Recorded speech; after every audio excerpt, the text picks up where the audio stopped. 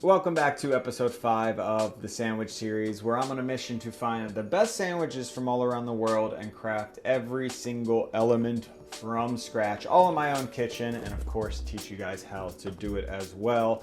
And this week on my Instagram, Life by Mike G, I only threw out one teaser. I offered a prize and I just showed the bread roll. That was it, because it's a very unique bread roll. I figured some people would get it. The people who knew, they would know right away, and yes, that's what happened. Some people were way off, but then a lot of people got it. We are doing the Mexican Cemita, which comes from the town of Puebla, which is south central Mexico. That's where it originated. That's where you find it on the streets.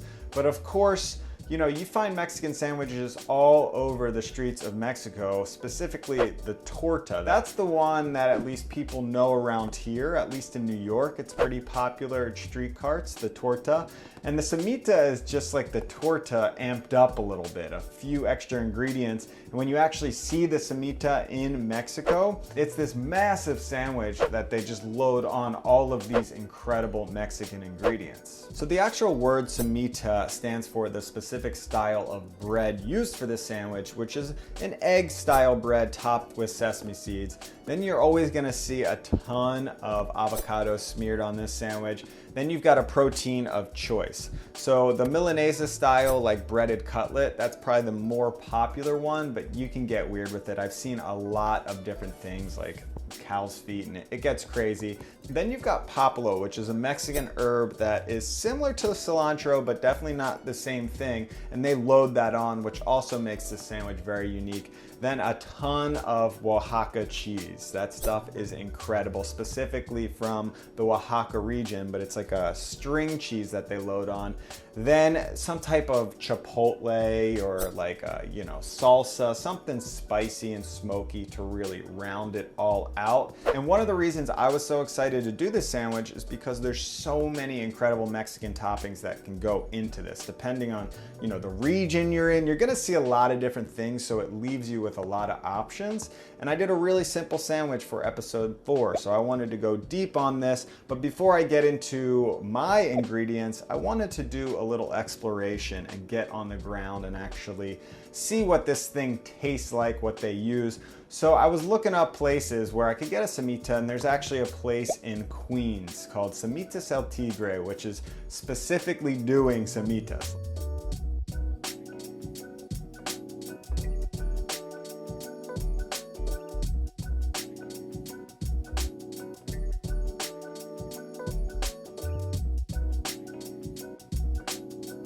So what Cemita El Tigre does is they take the Mexican style Cemita and they take some traditional elements, but they make it a little more compact, because you saw how crazy that thing is in the pictures. It's huge.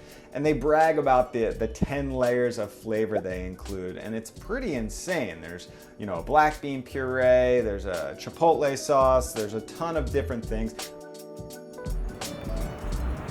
Holy shit. That was good. I just crushed that thing. It tasted like a Wendy's chicken sandwich, just a lot better with a lot more flavor. But I got a lot of good ideas from that. He actually told me, the manager in there told me about a place where they get the papalo, which is the special herb that's similar to a cilantro, but it's so special to the Cemita. So he told me a place that sells it about a block away, so I'm heading there now. But this is the papalo. Yeah, that's the original papalo. Okay, perfect. How much is this? That's $2.50. $2.50? Okay. Wow. Do a lot of people get that here? Yes, a lot of people. Yeah? Are you one of the only ones that carry it? Yes. Wow. Cemitas, for tacos, you can eat like that. Cemita, that's what I'm making. So it's famous for Cemita, Yes, right? I'm coming for Cemita. What did you have, the Oaxaca cheese for the Cemita? For Cemita. Right there? Yeah, right there. Oh, perfect. So that was awesome. They pretty much had everything I needed in there. I was gonna go to this big Mexican market, but I got mostly everything except the meat, but he gave me another spot. So I'm on a little bit of a goose chase for all these Cemitas ingredients, but I did have to pick up one of these babies. Chicharron.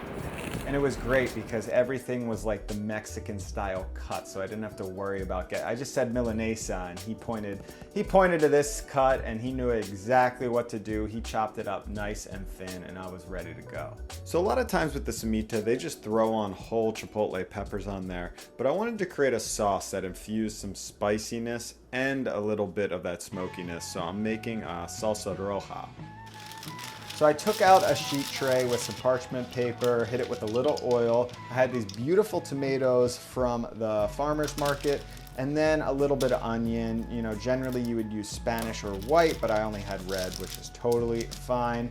And then I had a bunch of dried chilies. Now I've collected these chilies from Mexico, from Mexican supermarkets, from just the farmers markets around me. You can use any chilies you want, but I wanted a nice mix between some very spicy ones and then also some smoked chipotle style peppers as well. So my idea was to roast all of this together at 450 degrees, but just take the peppers out after a few minutes. I just want to get a little bit of color on those to bring out the flavors. But what happened was I left them for like 3 minutes too long, and then they just charred to death. So I will not, it makes sense why in other recipes that you see, they don't add these together. That was a rookie mistake. So I lost a few peppers there, but hopefully you guys learned something. And instead I just took the peppers and actually roasted them in a pan just to get a nice little char. Now to a food processor, I added my roasted tomatoes and onions. I added some cilantro, 2 cloves of garlic, and then I added a little bit of white vinegar. You can use lime if you have it. Hit it with some salt, and then I took those roasted off chilies and I de-seeded most of them. I didn't want this like, you know, burning my ass off. I just wanted some nice spice.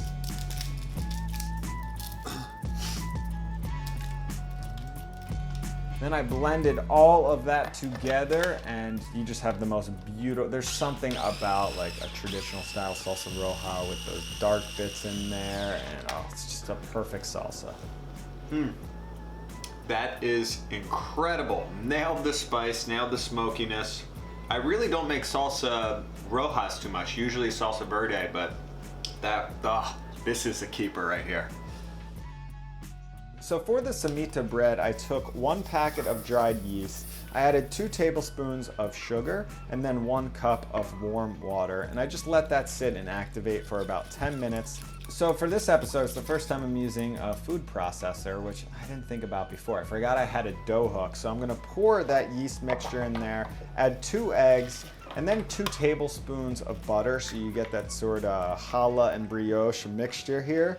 A little bit of salt, and then I'm just gonna mix that up for about 5 minutes.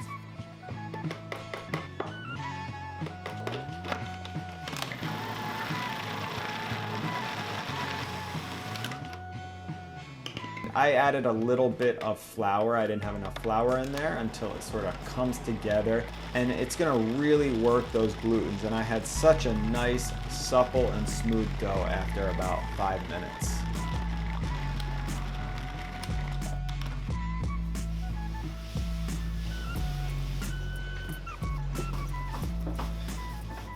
Just knead that out a little bit until it's extra smooth, and just let that rise in an oiled bowl for about an hour until it doubles in size at room temperature. And then I pat that down and I actually let that rise again for another hour.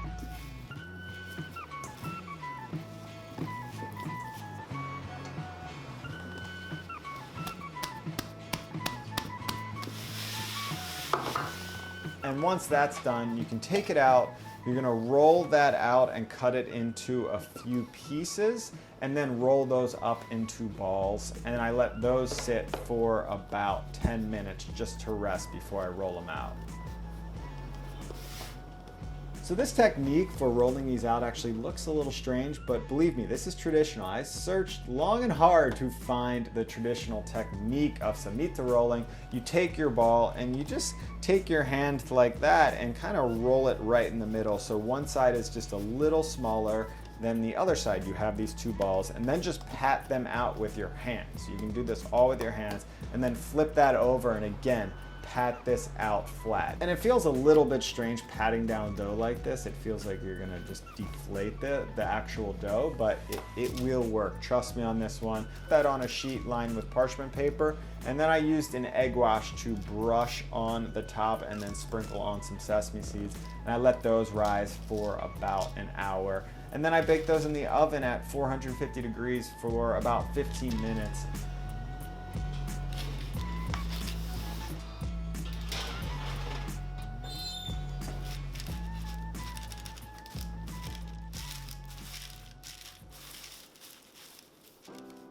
For the meat, we're going to be doing a Bistec Milanesa, which is a fried, breaded beef cutlet, and I'm using top round, I believe, maybe bottom round. I don't even know the difference, to be honest. But any type of thin, meat. You can take a thicker cut and you can pound it out, whatever you got to do to get it thin. That's the important part. And I'm using a recipe that I saw that looked unique. I'm trying it out, which is taking a little bit of onion and garlic and blending that up, and then adding some milk to that. And that is your sort of marinade.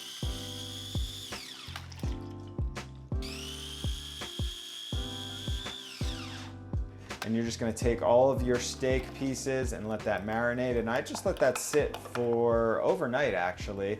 And then when it came out, I took some flour and breadcrumbs and I mixed those together, and then I took the steak out of the milk mixture and coated that nicely.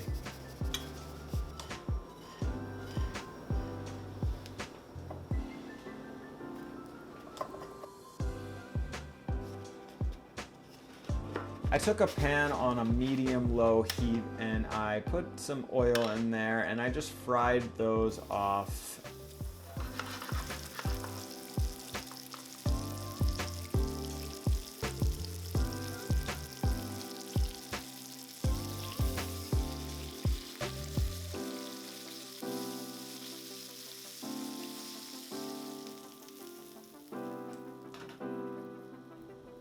Now here's your Oaxaca cheese, which is almost like a mozzarella. Well, it's more of a string cheese, to be honest. If you've ever had string cheese, it's like a very fresh mozzarella string cheese. And when you see them doing it in the streets of Mexico, they shred, it's like a show. They're shredding it almost like they're hand pulling noodles. They're hand pulling cheese. I just, pulled it until I got a nice mound of string cheese. So it's time to build this beauty, and I've got my roll here, and I don't know if this is traditional, but I scooped a little bit of the inner bread out of there because there's so many ingredients. I needed to make some room, and I feel like they do that in order to make some room in there because they seem so nice and compact, but it worked out in the end.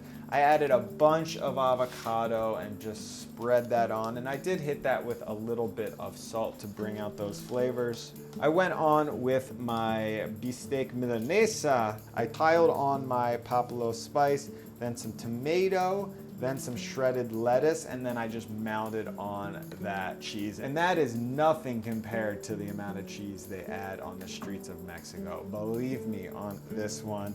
And then the final ingredient was I took that roll and I just spread on all of that Salsa Roja, all that chipotle salsa on there. So good, topped it off.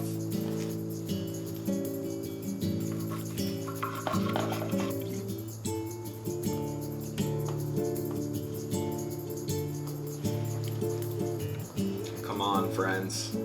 Don't you just want to grab it off the screen? Look at that thing. To me, these flavors in sandwich form, I don't know if it gets better than this, but the taste test is where it's all proven. Where do you start? I need a minute with this one.